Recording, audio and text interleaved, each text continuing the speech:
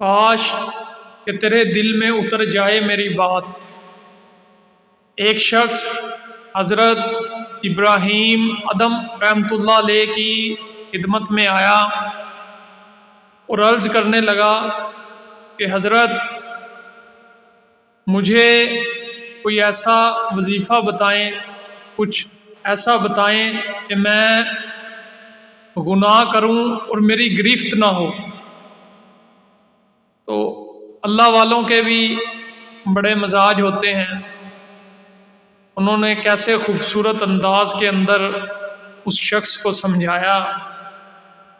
حضرت فرمانے لگے کہ تم 5 باتیں قبول کر لو، پھر چاہے تم جو مرضی کرو، تمہاری گرفت نہیں ہو۔ تو وہ کہنے لگا کہ کیا؟ تو حضرت نے فرمایا کہ نمبر 1، جب تو کوئی گناہ کرے تو اس کا رزق نہ کھا۔ تو وہ شخص کہنے لگا کہ یہ کیسے ممکن ہے؟ رازق تو وہی ہے، رزق دینے والا تو وہی ہے، ایسے تو میں بھوک سے مر جاؤں گا، یہ تو ممکن ہی نہیں ہے۔ تو پھر حضرت فرمانے لگے کہ یہ کیسے مناسب ہے کہ جس کا تو رزق کھائے اسی کی تو نافرمانی کرے۔ پھر فرمایا کہ دوسرا یہ کہ جب تو گناہ کرے تو اس کے ملک سے نکل جا۔ تو وہ شخص کہنے لگا کہ یہ کیسے ممکن ہے؟ میں جہاں بھی جاؤں گا اسی کی بادشاہی ہے، تمام کائنات کا مالک وہی اللہ ہے، اس کے سوا کوئی مالک نہیں، کوئی خالق نہیں، یہ تو ممکن ہی نہیں کہ میں اس کے ملک سے باہر چلا جاؤں۔ تو پھر حضرت فرمانے لگے کہ یہ کیسے مناسب ہے کہ تو جس کے ملک میں رہے اسی سے تو بغاوت کرے۔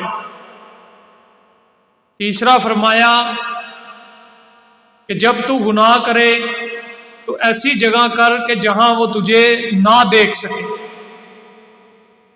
تو وہ کہنے لگا کہ یہ بھی ممکن نہیں ہے، میں جہاں کہیں بھی ہوں گا وہ مجھے دیکھ رہا ہوگا، حتیٰ کہ یہاں تک کہ جو میرے دل کے اندر خیال آئے گا اس کو بھی وہ جاننے والا ہے، میں اس سے چھپ نہیں سکتا۔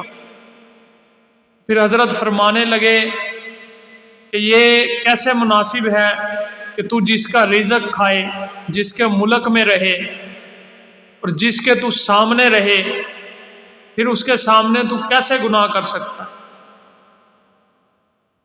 پھر فرمایا کہ چوتھی بات کہ جب ملک الموت آئے تو تو اسے کہنا کہ تھوڑی دیر ٹھہر جا، میں پہلے توبہ کر لوں۔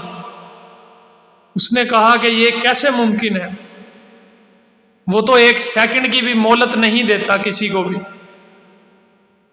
تو وہ مجھے کیسے مہلت دے گا؟ یہ تو ممکن نہیں ہے۔